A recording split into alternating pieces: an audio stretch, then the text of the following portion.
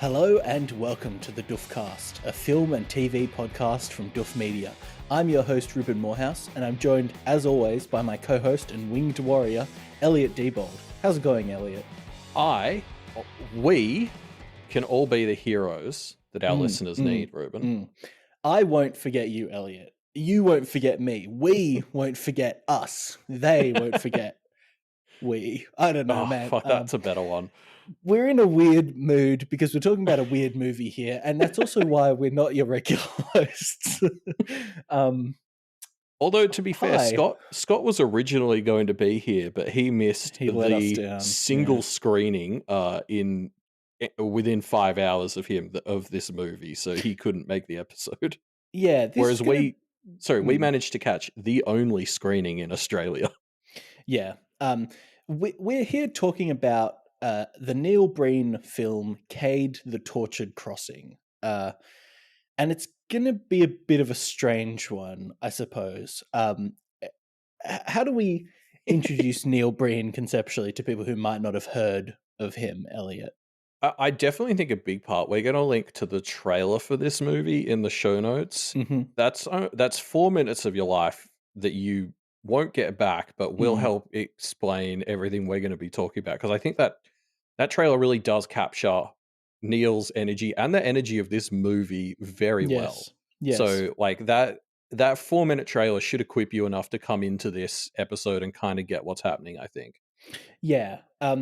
Neil Breen, I suppose, for those who don't know, was an architect in Las Vegas who always dreamed of making movies and decided to fund his own movies through his architecture firm, starting to make films that the first one or two didn't really get much play online. But when he made his third film, Fateful Findings, I think a lot of so bad it's good kind of movie reviewers started to pick up Neil Breen as a concept. And he's kind of had a bit of a meteoric rise since then, I suppose, with his films since then becoming more and more popular, and this one being his first film to actually have theatrical releases as opposed to a website where you have to buy a DVD.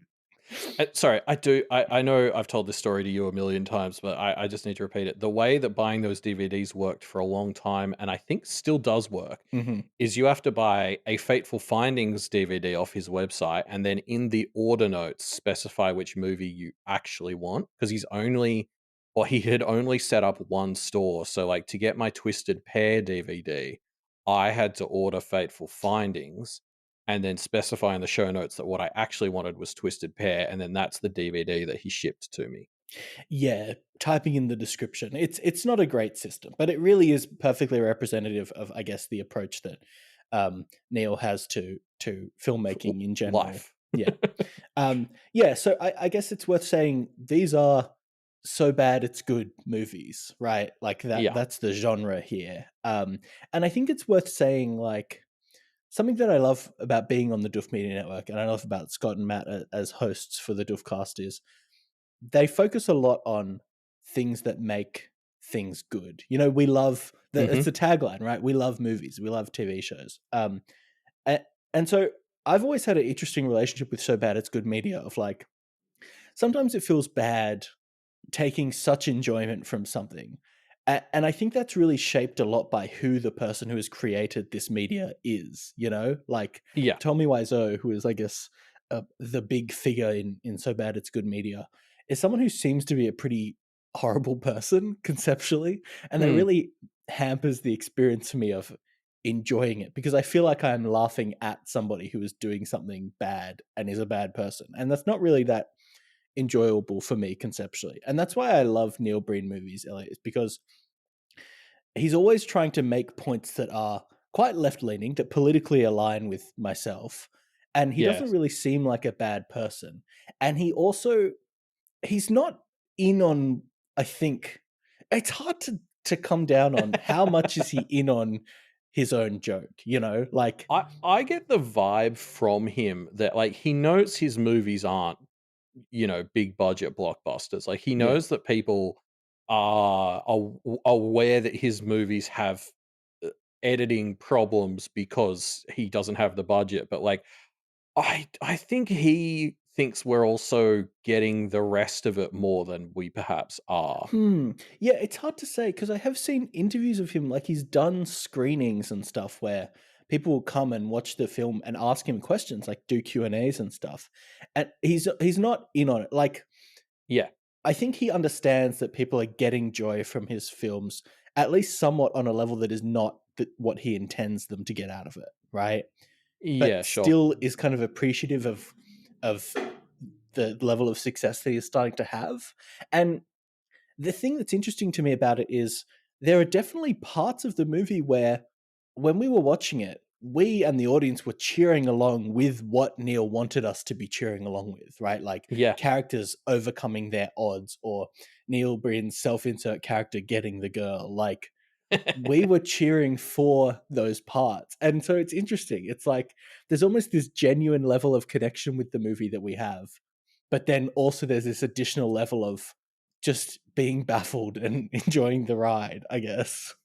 Yeah, but no, I definitely agree. Like a huge part of why I like Neil Breen's movies more than most other so bad it's good films is because Neil Breen genuinely said, like, he seems like a very well intentioned, authentic guy who's like who's trying his hardest. Yes. And what I find interesting about that is I find his movies so indecipherable. It's like I find it really fun trying to piece together what what he wanted to do.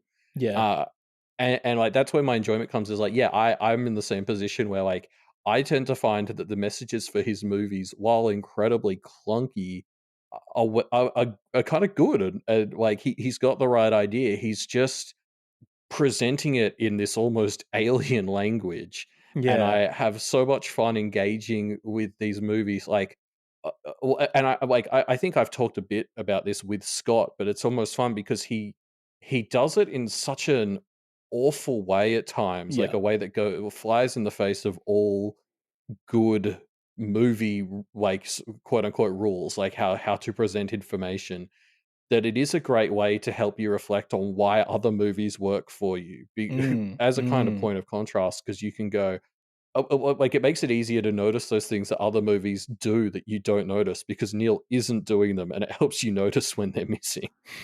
Yeah, um yeah.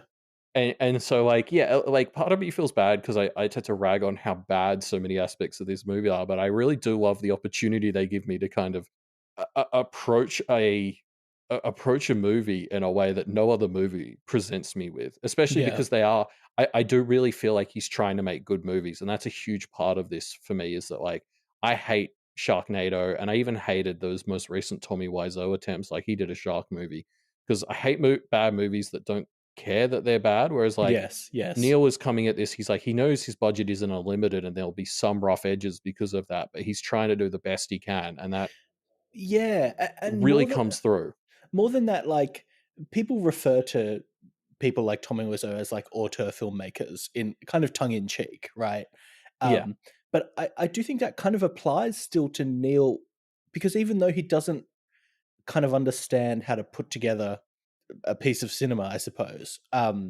He's he always has a message. He always has something that he is Yes. trying to say. You know, each of his films are about something, and there is kind of a social undercurrent that he's trying to get across, and just kind of not landing the delivery of that in a way that again makes it really endearing. In a yeah, But like kind of is landing because you usually pick up on it well, you know what it through is. I guess you can kind of yeah. put together what he's trying to say, but I also yeah, like he definitely deserves extra credit. I can point to each of his movies and note something that he really tried yes, to do yes. from a cinematographical standpoint as Yes. well. Like He's trying to this, pick up new skills and become a better filmmaker.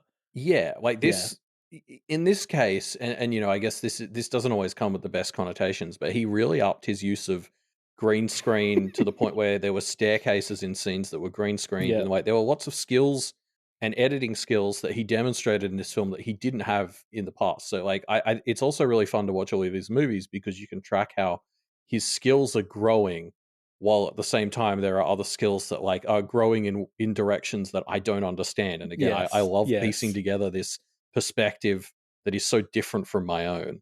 Yeah.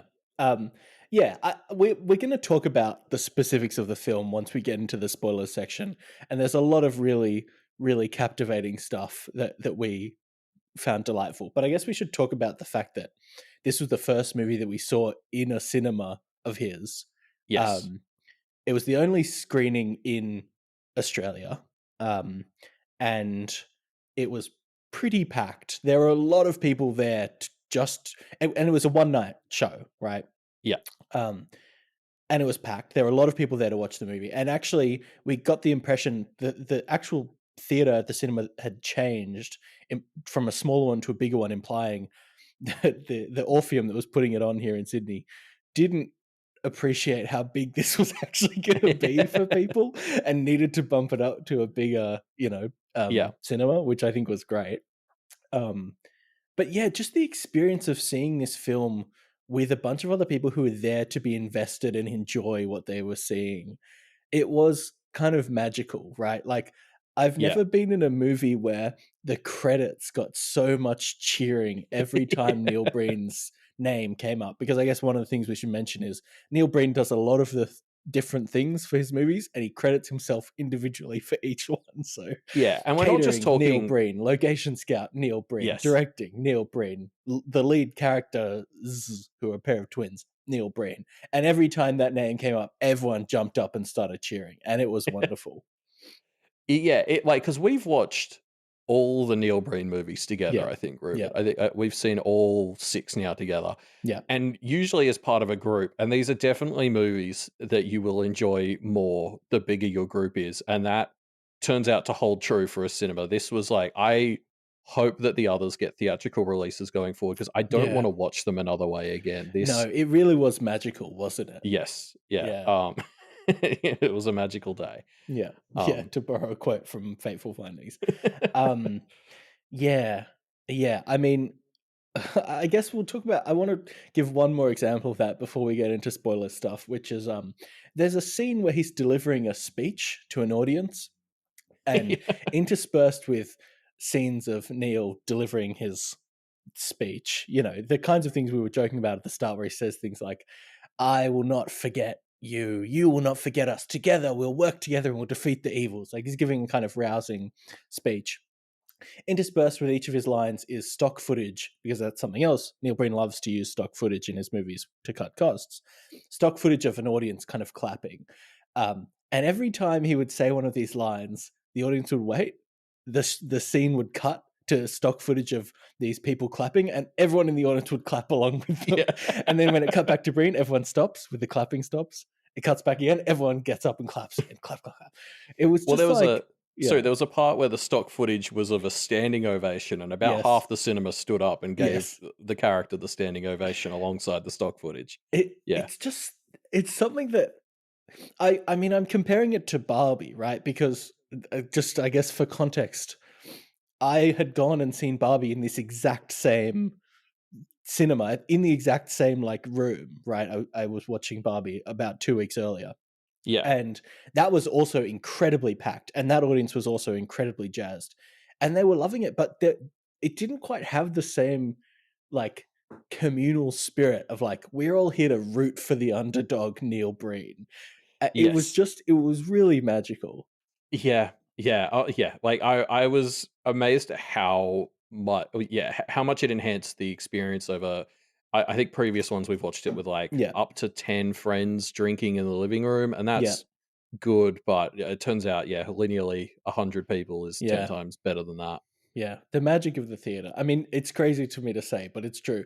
No movie has Yeah. reinvigorated the magic of the cinema more for me than Cade: The Tortured Crossing. I will agree, and like it's worth saying. I traveled 3 hours on a train to see this with you, Yeah. and I absolutely found the time and money investment of doing Yes. that Yes. worth it. Whereas I've gone and seen movies 10 minutes down the road in the cinema and been like, oh, I should have just streamed that. Like that Yeah. wasn't worth. Like this was the most going to the cinema has enhanced my viewing of a movie in a long time. Yeah. Yeah. Um, should we get into spoilers, Elliot, so we can talk about? I feel like we've been talking around what makes Neil Breen's movies and this movie specifically so great. Let's get into it, shall we? sorry, I just do want to say, even if you haven't seen the movie, Yeah. if you've watched the trailer, that probably gives you enough to listen to all this. Like, Yes, unless yes. you're really planning on seeing it and don't want any spoilers, but like in terms of if you're worried about not understanding it because you haven't seen it, don't worry about that. The trailer will give you enough Yes. that will cover you. So yeah, Yeah, it's going to be hard for us to explain. Like, we'll be summarizing the plot of the movie, and maybe we'll be arguing about what that plot is because we're kind of reconstructing it. I think watching the trailer will give you a picture of you'll understand the movie as much watching the trailer as you will watching the actual movie. yes, We're gonna kind of describe the plot, but that's we're the archaeologists that have dug through to try and put together what that is. Uh, yeah, it is a baffling experience. yeah. The trailer gives you all the styling Yes, and yes. stuff as well that you'll need, like to and yeah, just the you'll have seen these characters on the screen. So yeah, Yeah, but what I want to say, I guess, is like us summarizing the plot is gonna make you think that that has come across more than it actually does when you yeah, watch the movie. Like, if you watch the movie and sit back and think, well, what actually has happened? You've gotten the authentic experience of the film. yeah, yeah. Um, so yeah, let's get into it, shall we? Uh, Spoilers starts here. Yeah, and just to start with the spoilers, it's worth pointing out this is Neil Breen's first sequel. Um, Yeah, this is which is technically, crazy to think about. yeah, this is technically a sequel to Twisted Pair, his most recent other film that came out in 2018, I want to say. Hmm. Um, you do, you do not have to have seen Twisted Pair to follow this film at all. It's very accessible as far as sequels go. Yeah, I rewatched Twisted Pair on that 3 hour train ride to get to this one, and I think it may have actually hurt my understanding of the sequel rather than helped because yeah. yeah, there was a lot of retconning going on. We watched it together in 2018 when it came out, and I haven't seen it since. And remember almost none of it, other than the fact that there is a pair of twins that are core to the center of that story and are core to the center of this story. But they're basically fully reintroduced, as much as Neil Breen introduces any characters in any of his other movies. Yeah, Um, so yeah, I guess let me briefly summarize the plot because we're following a character called Cade Altair, and he's not just a man; he actually has superpowers. It becomes apparent. sorry, I got to talk about this just because from rewatching Twisted Pair, Sure. he is specifically referred to in Twisted Pair as no longer being a human, but he is now a humanoid. Yeah. Yeah, maybe Um, we should discuss as well, because this is something that Neil Breen always does, is the main character of each of Neil Breen's films is effectively a Christ stand-in that is played by Neil Breen, right? Like a kind yeah, of external figure who sometimes was a human, sometimes is an alien, is just kind of always a bit of an other from society, who is there, who has a mission to improve human society by basically usually dismantling capitalist, yeah. problems. They're always some form of benevolent socialist messiah of Yes, some yes. flavor. Yeah, In sometimes he's a human who's found some magical stones. Sometimes he's explicitly like a cybernetic Jesus. Yeah, but he's always there to help improve society by taking down the bad people and helping the good people, I guess.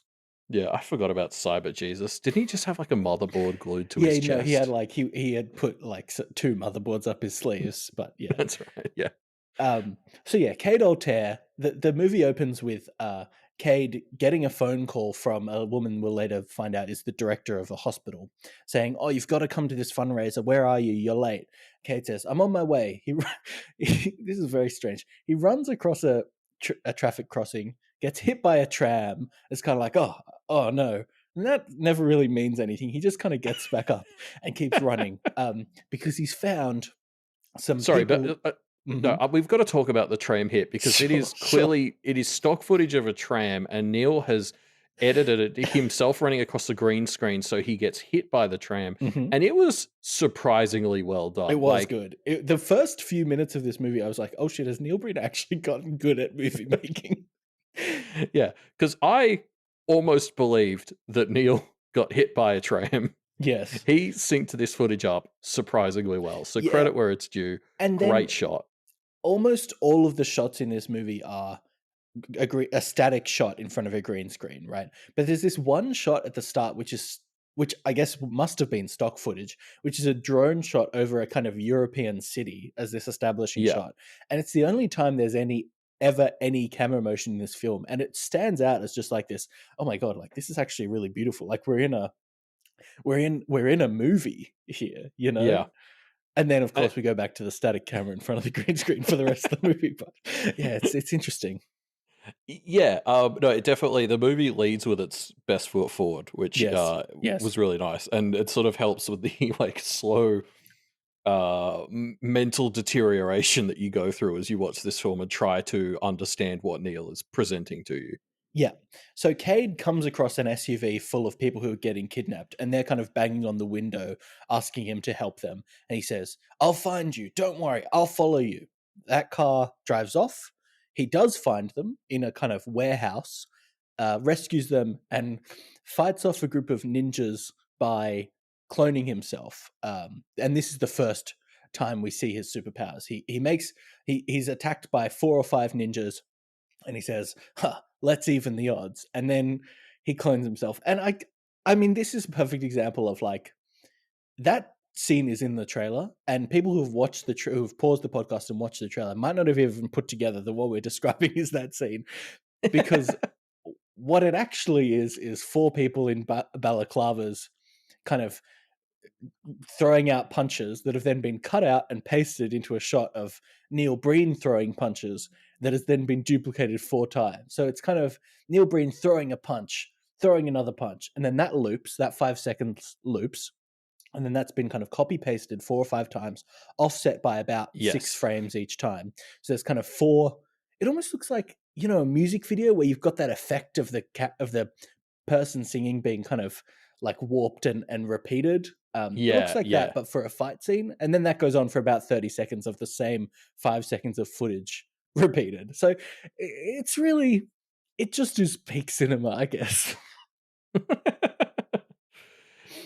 Yeah, and we see this effect used a bunch at the end of the movie as well, and it just like, yeah, it catches you so off guard. The bit where he jumps off the railing, is Yes, yes. definitely in the trailer, and it's just like again, it's the sort of stuff Neil wasn't capable of doing a couple of movies ago, and Yeah, like a oh stunt yeah, shot, kind of his version of a stunt shot. yeah, yeah, Um, yeah, yeah. I don't know. It's yeah, it's it's so funny. yeah.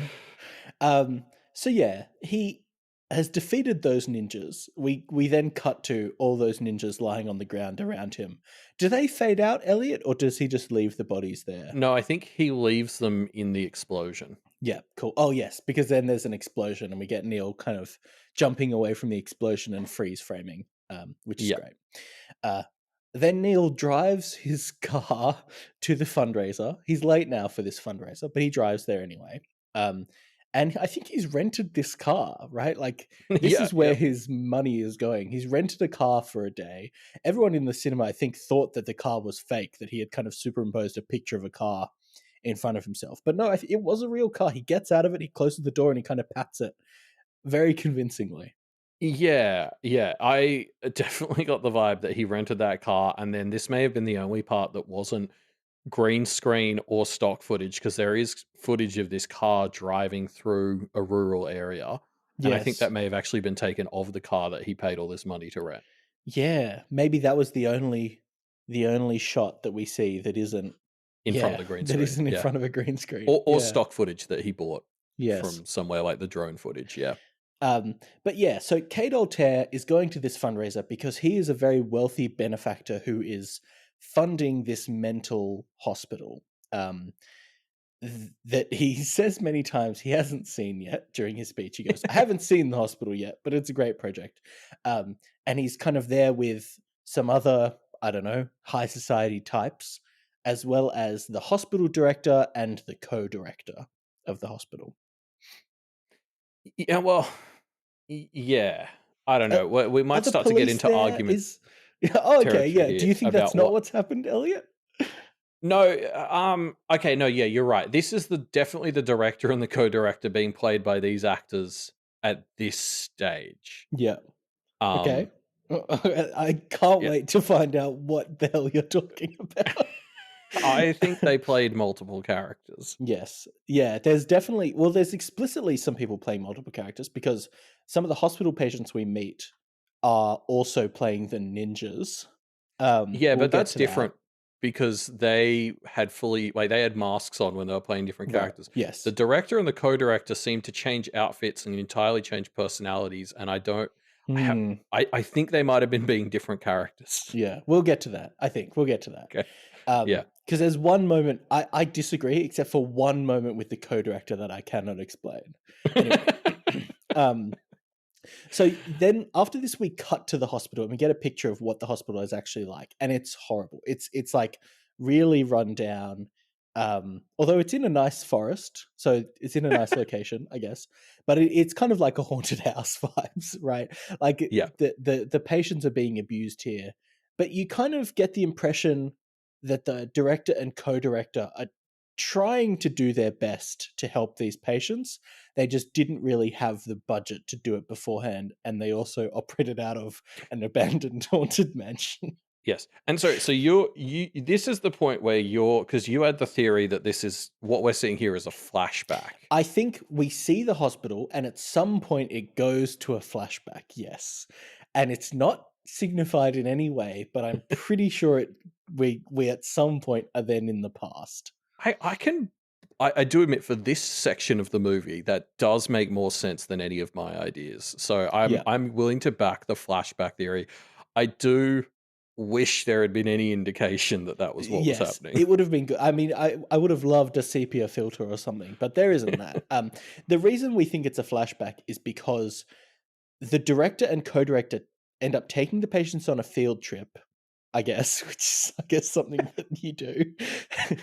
And their van is driven by a drunk guy. The driver sorry, he's drunk. evil. This is one of those things that Neil Breen, it's very easy to tell whether a Neil Breen character is good or evil, and it's because the crimes the evil ones commit are never subtle. And this dude is straight up being told not to drink as he drives. He is drinking a beer while he is driving, being told not to do that, and just keeps doing it. And I guess the director and co-director have no power to change this. But anyway, so the van crashes, and we'll get to it in a bit, but they end up meeting Cade and not knowing who he is and considering him a stranger. And so that to me I'm kind of putting this together later makes me think, actually we've gone to a flashback, and this is the story of how they first met Cade and kind of convinced him to invest all his money. He lives in a big castle mansion, to invest all his money in supporting this hospital. Yeah, okay. I actually thought Cade was in disguise because he had changed his shirt. But that could also be explained by time or by a flashback. Being a flashback, yeah. It's hard to tell. It's never explained. So we again have to kind of put this together like forensic film critics. I don't know. But yeah, so they crash their van. They're all injured, and they're kind of in the woods, I guess you would say. And they're kind of like, oh, we're gonna have to find shelter. We don't know what's gonna happen. Cut to Cade Altair, who is walking through the woods, maybe a field that they've crashed in. Before he gets to them, though, a tiger. You couldn't even get through it. You couldn't even get through it. I was waiting to see how you'd do it that. A white tiger jumps out and starts attacking him. And Neil Breen has had tigers in his film before. He seems to have a kind of affinity for tigers. Previously, they've just been kind of stock footage of a tiger that he's superimposed to be sitting on a rock or something. But in this one, it's actually an animated 3D model of a tiger that Cade starts fighting.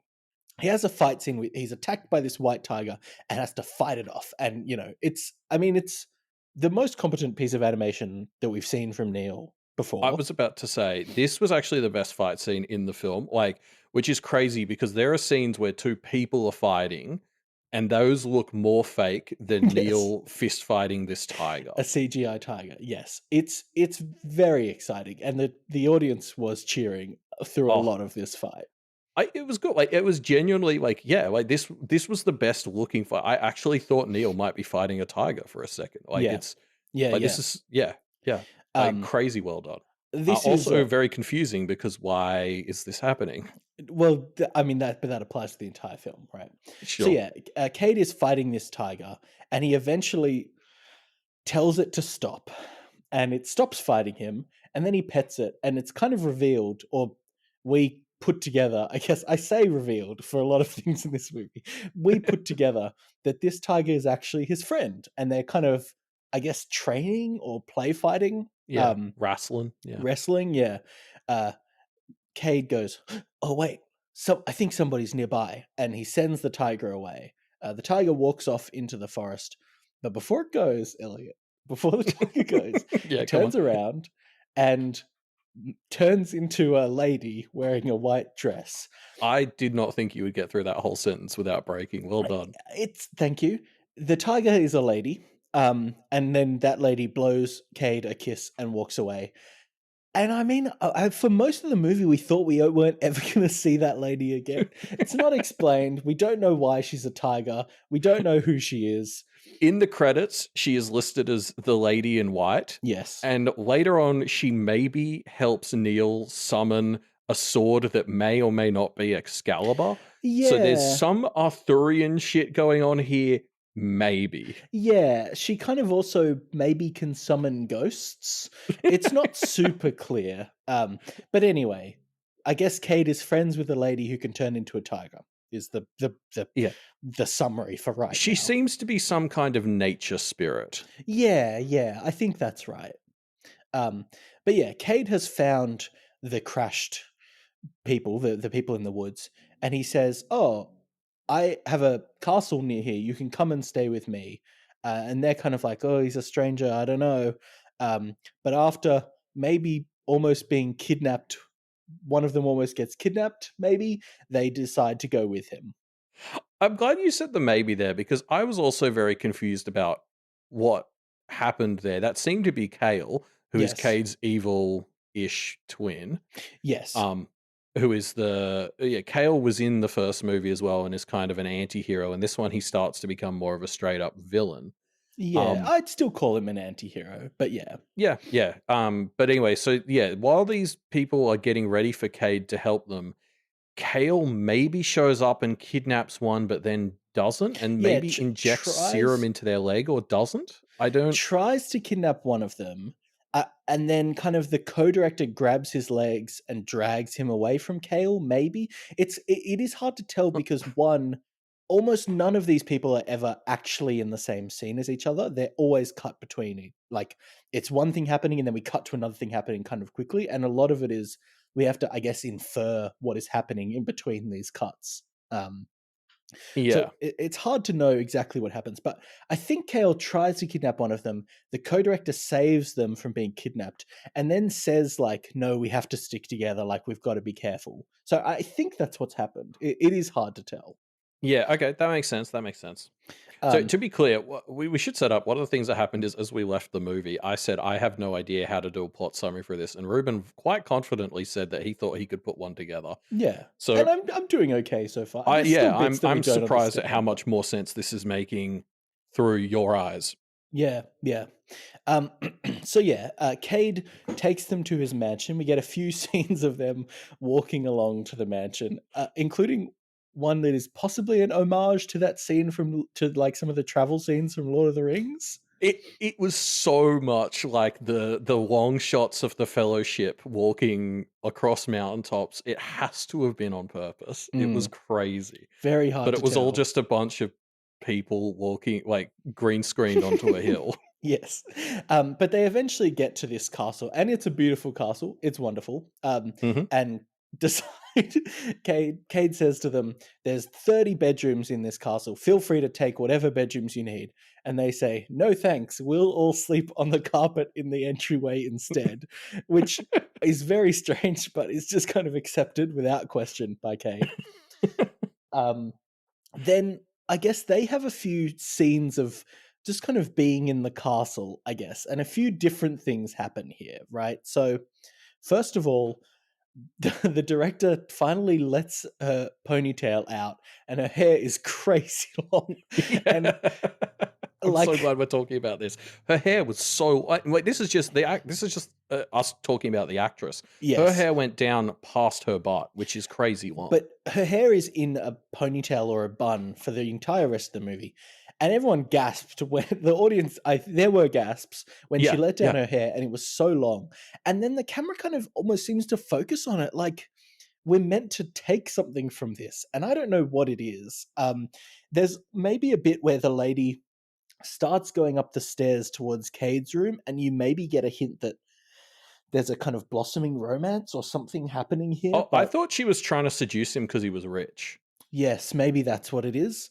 Um, Because I thought that's why she let her hair down. I thought that was yeah, meant to be like, I don't know, peacocking. yeah, potentially. It's hard to say. Nothing ever comes of it, so who knows?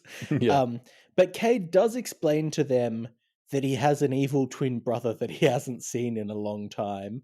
And I think we see some footage of the evil twin brother, Kale, who we should point out, I guess, is also played by Neil Breen, but with a fake mustache and goatee. Yeah. Um, so yeah, I guess some of them have kind of strange experiences at the mansion, maybe visions. The co-director seems to go for a walk, find a dilapidated shed with some bones and skulls around, pick up a skull, kind of scream, have a bit of a vision, and then kind of just wander back into the mansion and not really explain what she's just had happened to her. Yeah. So it's hard to put together exactly what happens at this mansion, but this is them meeting Cade at least. Should we talk?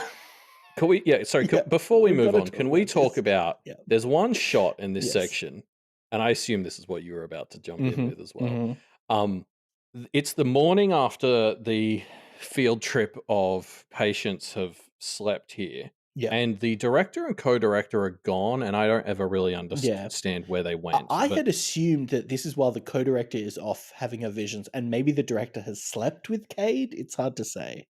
okay, okay.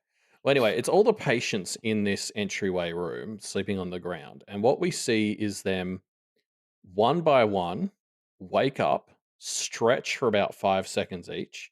Then, once they're all awake and sitting on the ground, then they stand up one by one. And Slowly stand up. yeah, and And at this then, point, everyone in the audience is excitedly waiting for the last one to stand up so that the scene will finally cut and we can move on to the next thing. but that is not what happens because now, once they've all stood up, they exchange glances and then one by one walk out of the shot.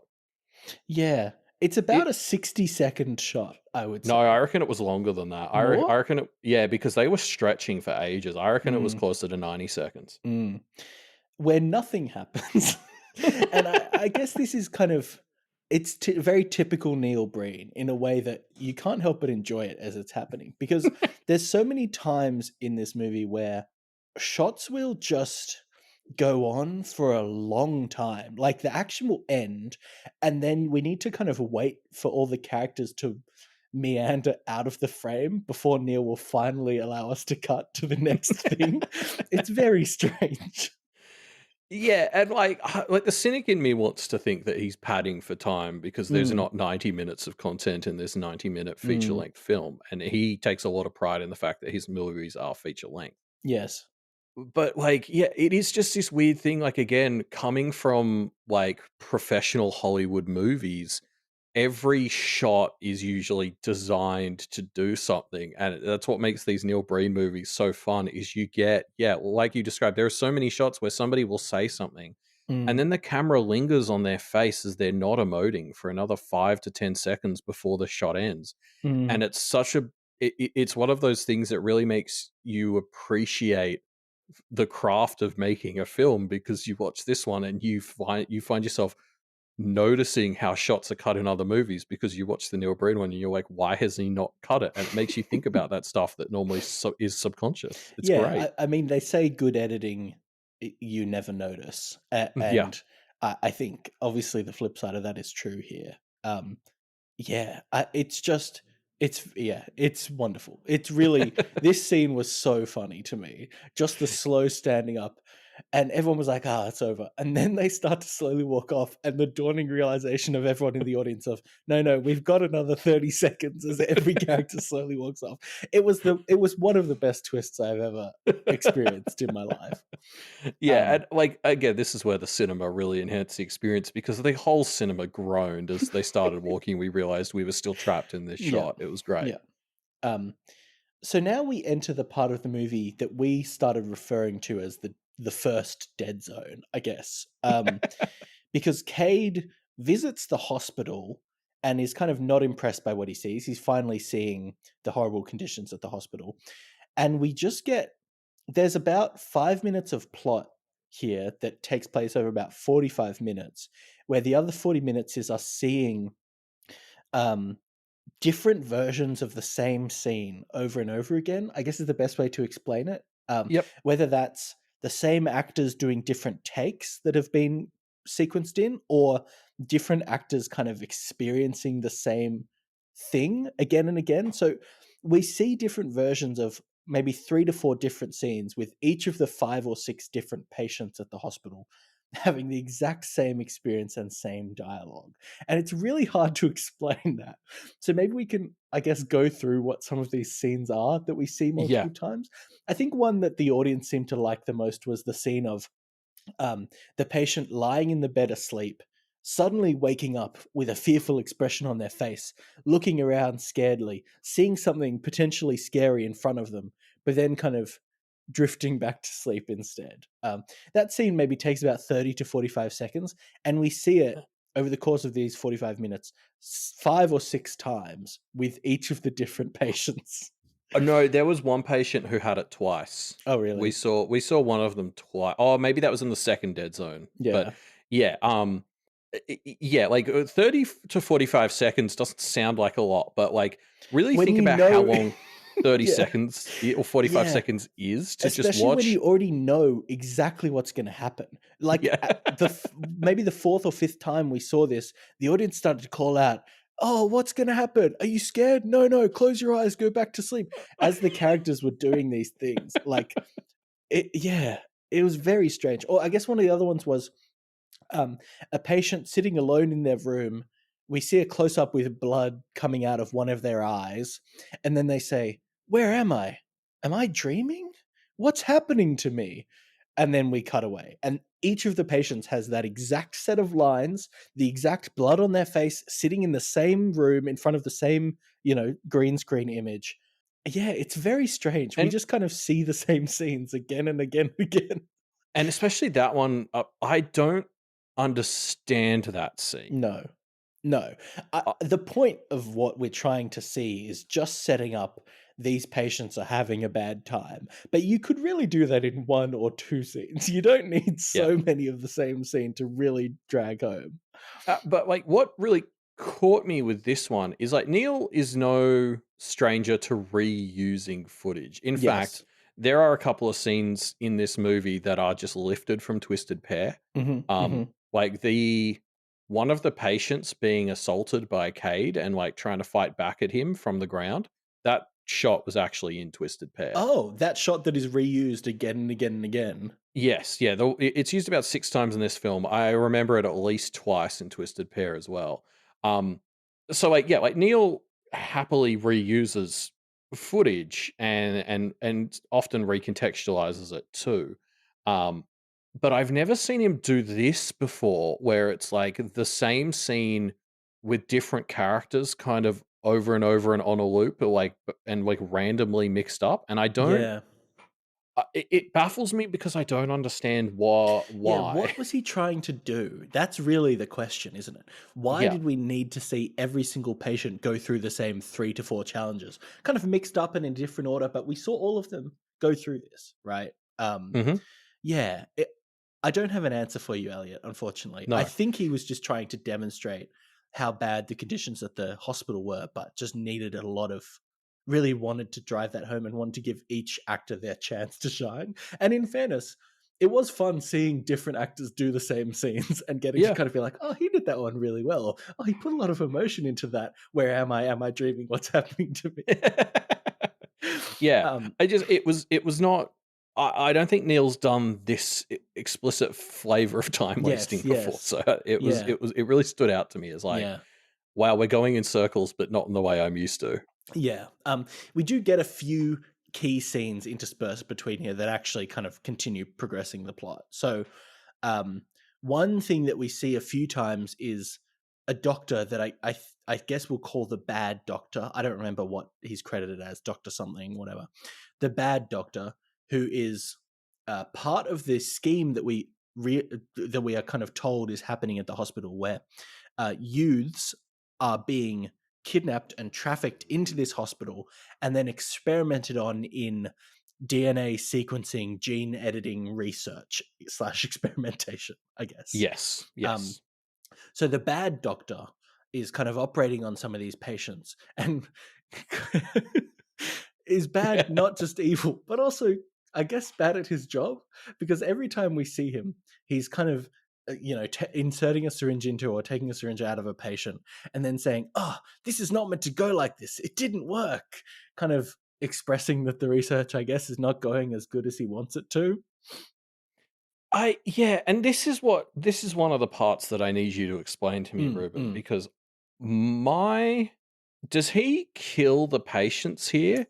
Yeah, okay, so this is really interesting. Now we're really getting into it. There are a few clues that we get throughout this. The number of patients seems to change over time, right? Goes down and back up again. And there's lines from characters where they say things like, "Oh, we got 6 patients in this week, but we lost 2," kind of thing, right? So clearly there is a kind of steady flow of patients coming in and out of this hospital. Now, I believe that these patients are dying and then they're kidnapping more teens, trafficking in more youths as new patients, but they're all played by the same actors. Now, that's what I think is happening. There's a group of maybe 5 to 7 actors that are playing, in air quotes, the patients, but just different iterations of them over time, I suppose. That is undercut a bit by the credits, which credits them all as Patient Amy, Patient Alan, whatever, rather than different characters. But I think that's what's happening. Okay, that was sort of my theory as well, but I'm glad we're on the same page about that, but it's confusing as fuck if Yes. so, because yeah. Yeah. And it's also undercut a bit by there's a scene where one of the patients is getting kidnapped and he goes, "Not again." And that to me indicates maybe he's not the same patient. Maybe the answer is Neil Breen didn't know, couldn't decide between these two options, which he liked better. I don't know. It could be either. And there's evidence. It's open to interpretation here, I think. Yeah, he's left things intentionally open to interpretation in his other films, so maybe this is one of those things. Yeah. Yeah. So we also find out Kale is here at the hospital.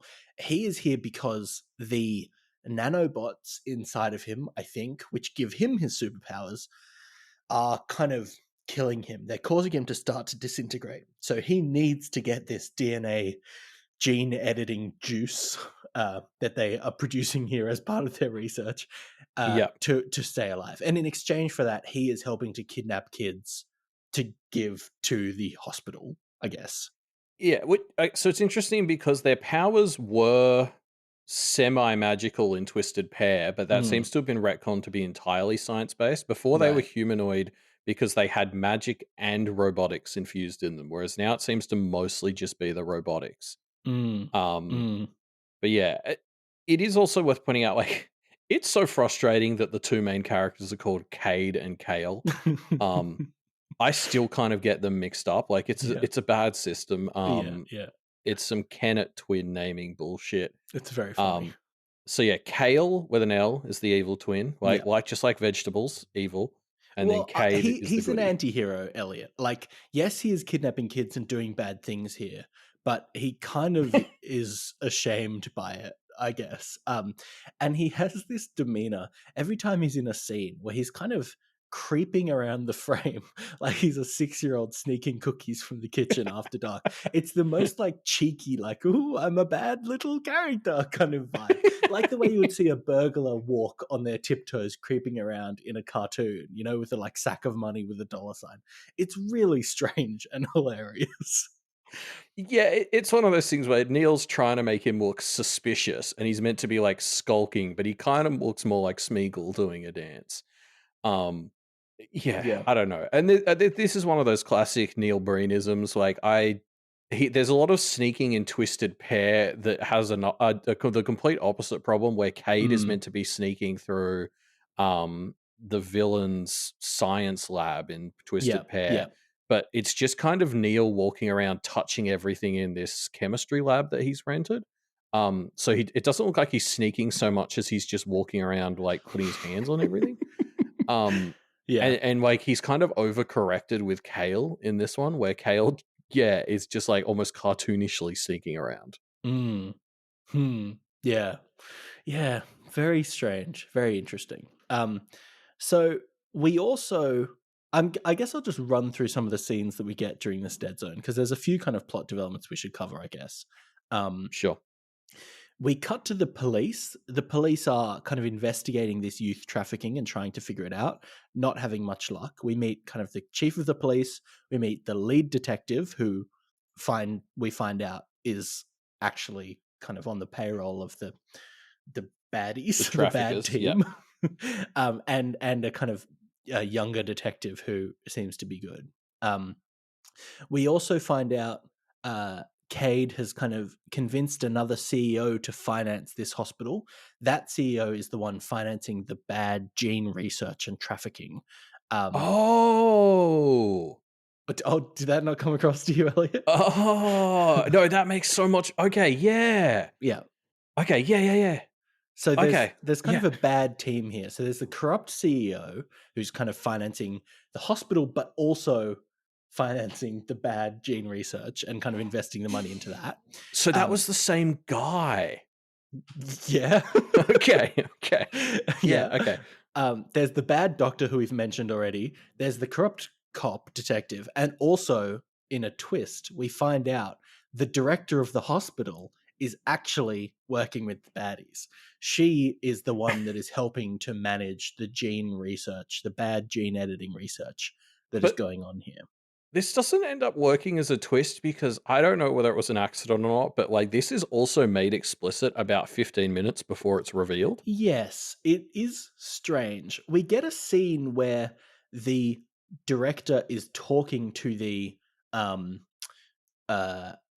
bad doctor, I think, and they're kind of talking about their evil dealings. And we see the co-director, who becomes kind of Neil Breen's Cade's love interest here, kind of sneaking around in a hallway and being like overhearing something, and kind of that I think is meant to be the reveal that the director is the baddie. But yes, we find it out about 15 or 20 minutes earlier. So I also didn't really understand the sequence of what was happening here, but maybe a shot got put in the wrong spot or something. But yeah, we find out there's the team of baddies who are conducting this bad research as Cade desperately tries to figure out what's going on, talking to the co-director, trying to figure it out and not really getting anywhere. Yeah. And not just that, in kind of typical Neil Breen fashion, has a few scenes where he walks around and just kind of pushes over props, which is a classic Neil Breen thing to do. Oh, it's not a Neil Breen movie unless he's unnecessarily tipping things over at some point. Yes. It's the only way I think he knows for characters to express frustration. And it's just very funny because I think they're props that have been rented. So he can't actually damage them. Yeah, he can't damage them too much, but he wants to express frustration. So he kind of just like pushes over things. Yeah. Okay. So I'm thinking what's happening. I could not tell the actor playing the CEO and the actor playing the chief of police apart. Yes, for the life of me. They did look very similar. They were both elderly white men, so it was hard to tell them apart. And I thought there was a third one, but now I'm thinking it was just these. I thought there were two business characters, but maybe I was another bad business character. So yeah, I don't think so, but there might be. Okay. Yeah. But let's cut ahead to what kind of ends the first Dead Zone, which is, for some reason, all of the patients and the co-director and director go to a courtroom, and we're not really sure why, but Cade kind of is in the place of the judge for some reason and gives a speech about how he's not going to let bad things happen and we have to stand up to fight injustice, which is the exact kind of speech that Neil Breen gives in his movies towards the end. But this is about the midpoint, I guess. So my understanding of the context of this scene is that it has become public knowledge that there is human trafficking, or they call it patient trafficking.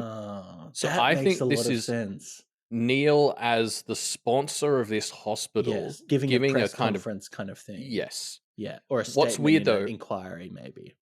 yeah, but the only people he's talking to are the the patients. patients and the doctors from the Yes. hospital. It is very strange. But yeah, he kind of is giving a speech, and this is where he starts inspiring / training the patients, right? He it's not really clear at this point, but it later becomes clear that what he has done is teach them how to fight so that they can stand up for themselves and kind of throw off their oppression, right? And So you're saying that started here, because I think so. I assume you are beating around the bush as you try to figure out how to introduce the dance scene. Yes, let's just talk about the dance scene, shall we? Okay. Because it comes after this speech. It comes a little bit after this speech, where one of the patients who we've seen kind of frustratedly fail to play a keyboard before kind of takes out his keyboard and is going to maybe smash it, but instead starts playing it and starts playing, honestly, a banger, and is like kind of triumphantly playing music. And then all the other patients come out and start dancing to this music, in a kind of, I don't know, like a triumphant, yeah, we are going to stand up for ourselves moment. I don't know if this was actually physically happening or was kind of in the minds of the patients themselves kind of starting to turn around their lives. Worth noting, this is when the lady in white, the ex-tiger, comes back, bringing with her like 3D... go on, explain this. Explain this. She brings with her 3D renders of all the characters who are dancing, but they're all in white as well as her, so like untextured, I should say. And they're kind of dancing in the background. I think they're ghosts, or maybe they're the spirits of these patients, or maybe they're the dead patients. Maybe they're the ghosts of the patients who are dead. That maybe makes sense. That maybe makes sense. It's Yeah. such a good description of our plot summary. But they're all dancing. They're all dancing together, and they have a dance party. And this is maybe the emotional peak of the movie at this point. Like, it signifies the audience is so satisfied because now finally the dead zone of seeing the same scenes over and over again has come to an end. We have the dance party. And unfortunately, we then enter a shorter, thankfully, Dead Zone V2, where we see some of those same scenes again. And I think when that happened, everyone in the audience groaned because we thought that was over. It wasn't. But yeah, the dance scene, I guess, is then also comes with some scenes of Neil Breen starting to teach the patients karate, I guess. Yeah. So I don't want to move over from the dance scene, because I do need to. This was the most surreal part of the movie for me. Yes. It came out of nowhere, didn't it? Yeah. Well, you're talking a lot about how it signifies this change in blah blah.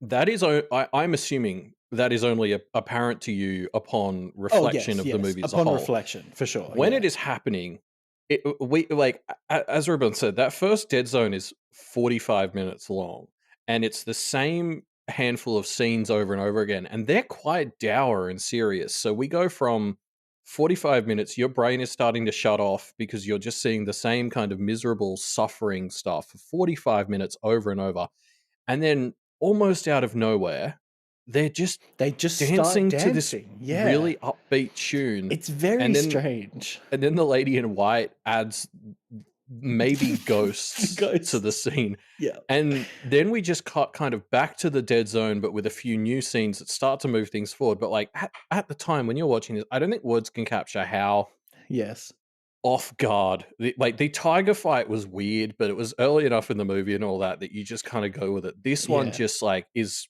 there's so much whiplash. It's Yeah, the movie had bizarre. settled into a rhythm of, we'll show you one new scene that slightly advances the plot, then we'll show you 3 or 4 of the same scenes you've already seen a few times, and cycle that for 45 minutes, right?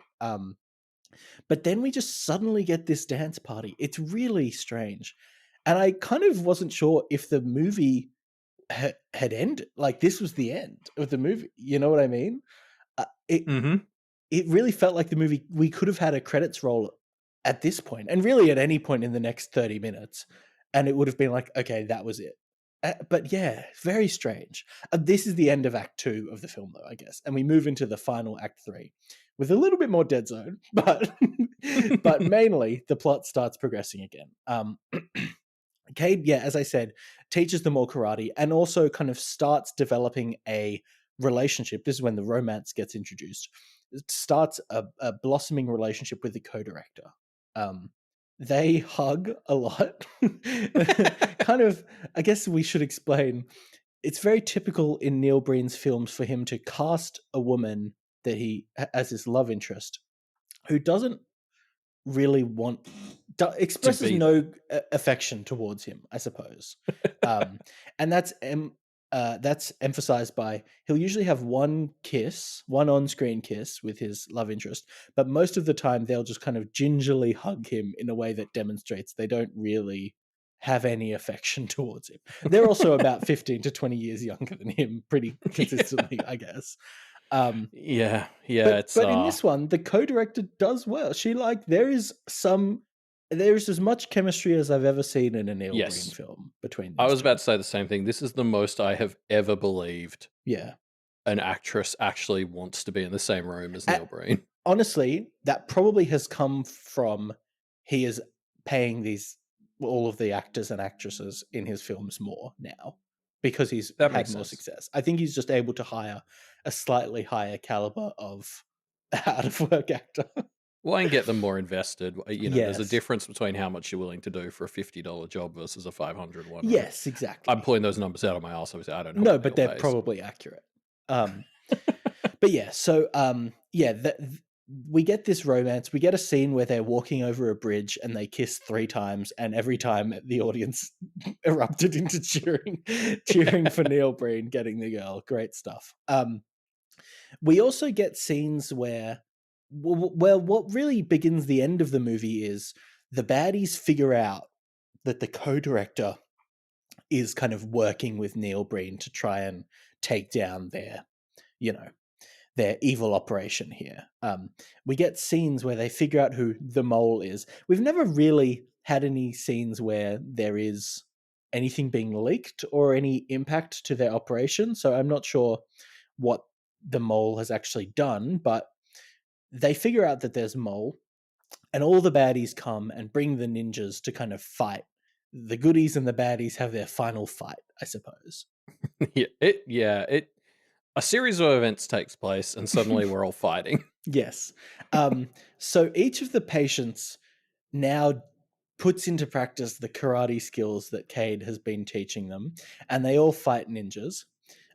Cade also fights another set of 4 ninjas. 4 ninjas come in, and he says, time to even the odds, and clones himself again and uses superpowers to kill the ninjas. It's the same footage from the start of the film. Yes, exact same footage. And the co-director and director have a fight where they fight each other, and they both seem to die, but then the co-director is back alive again, so hard to say what happened there, I guess. Now, so it's also worth pointing, like, when we praised the tiger fight earlier, I was considering these fights because what Neil has done here is a truly interesting decision where he's recorded the people clearly doing fighting moves on their own. Yes, and then he's air. Yes. Yeah, and then he's just like spliced pairs of these together. So it is like 2 people clearly just like kicking air next to each other, and like their arms are going like through and behind and in front of each other. But like nobody recorded any bits of themselves responding to getting hit.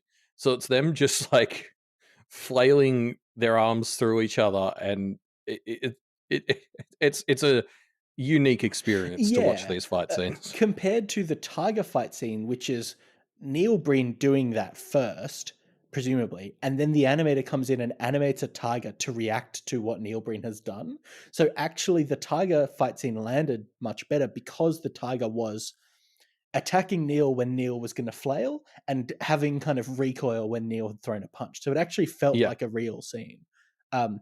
Then I don't know why, but for some reason, the fight between the co-director and the director, they are in the same scene. So they're actually, I mean, you can tell because they're kind of pulling all their punches really obviously, but like they are throwing punches at each other and stuff in an actual fight scene, which is kind of, it almost like it stands out when you're watching it because it's not just gifs of people throwing punches at each other, but it's actually these two characters, these two actresses. You see the actresses on screen trying not to hurt each other without, and clearly neither of them are trained like stunt performers. It's very strange.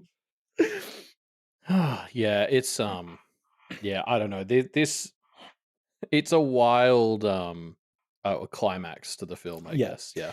Now, should we talk about the Winged Warrior? I'm so glad you asked, Reuben. This is so my at one favorite point, part of the movie. so I want to try and explain this part You because can't. It's impossible. so okay. Okay, stop laughing. Yeah, I can't do it while you're laughing. Sorry.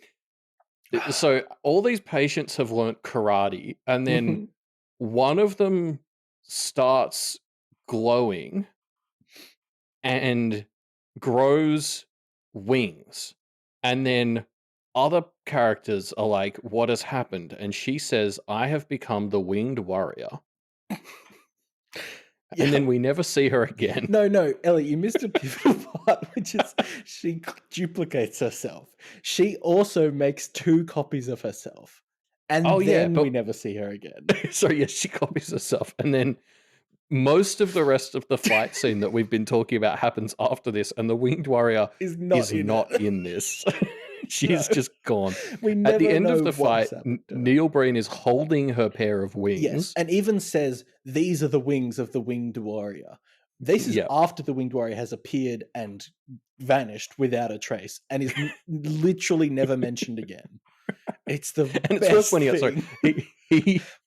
He tells this to the police. So what happens is this fight scene ends. Everyone has died except for Neil Breen. Yes. So he is standing there. He makes all the bodies disappear. Yes. There's kind of a thing in this movie where when a character dies, often Cade or Kale will make their body disappear. And I think that's a signifier of like they've passed on. You know what I mean? So if a character, it's kind of like if a character dies off screen in a comic book or, like The Walking Dead or whatever, you don't ever know they're dead until you see the body. In the Neil Breen movie, if a character dies, you're not sure if they're dead until they start to disappear. When they start to disappear, you know they're dead. Yeah.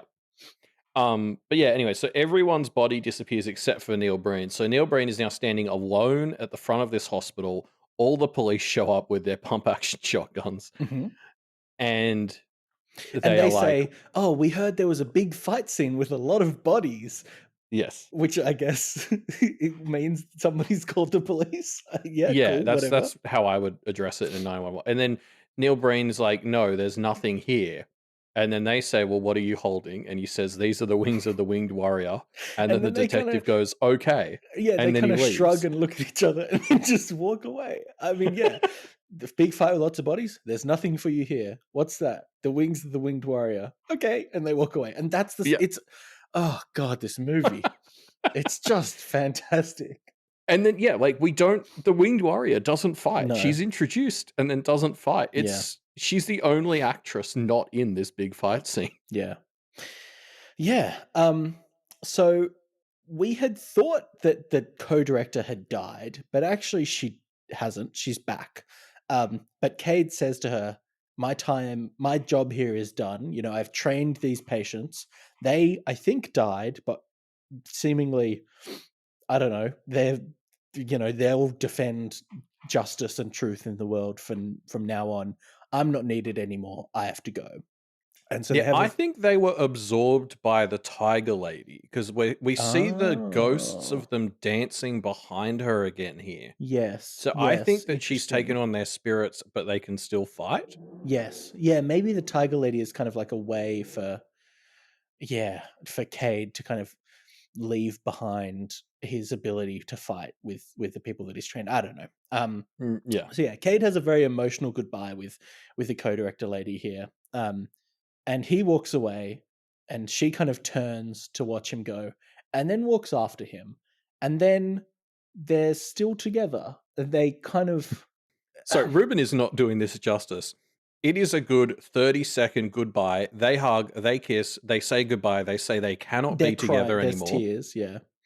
Cade says he has to go, they can't be together. He walks off. Then 5 seconds later, she follows him. And for the rest of the movie, they're just walking around together. Yes, he doesn't leave. He's still in the movie. He's not gone.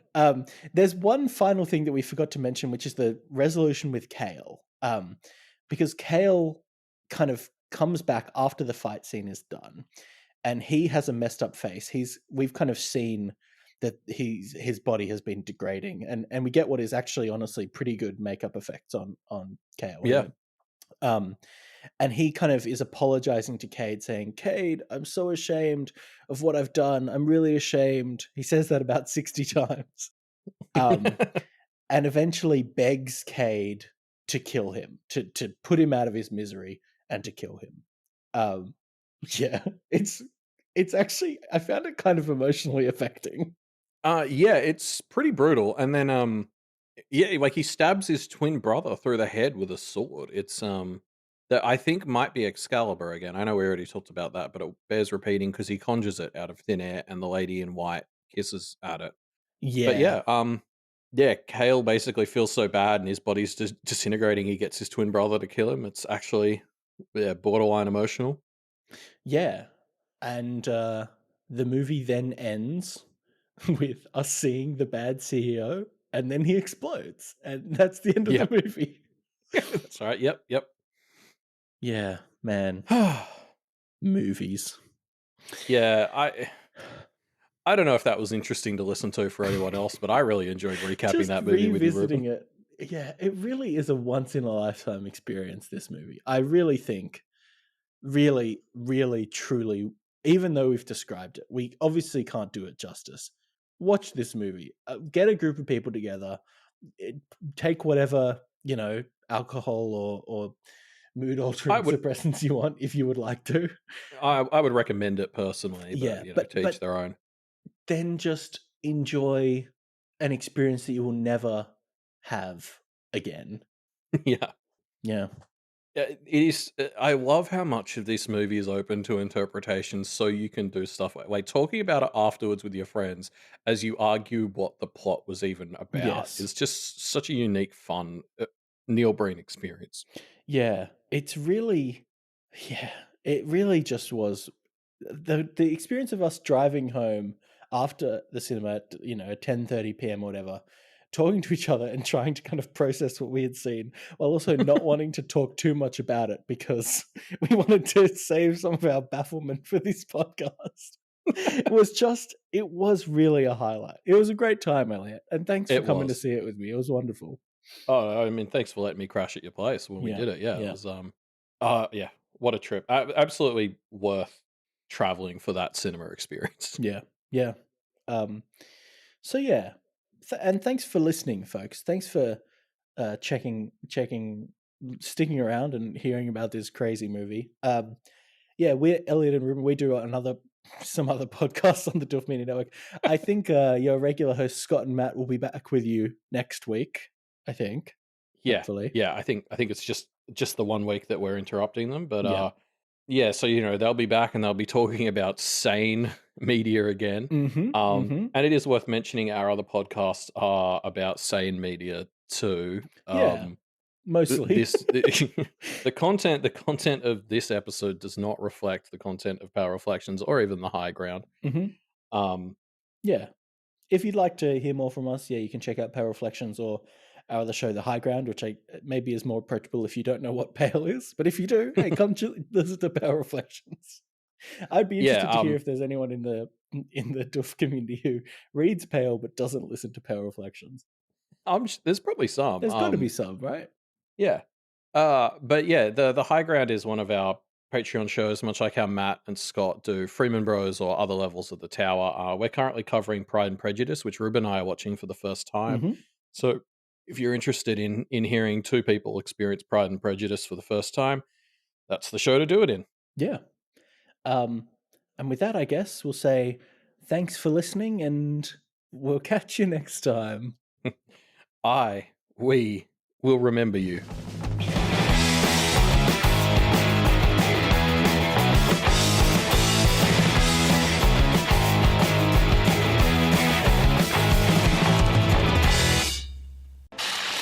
My name is Doof, and you'll do what I say. My name is Doof, and you'll do what I say.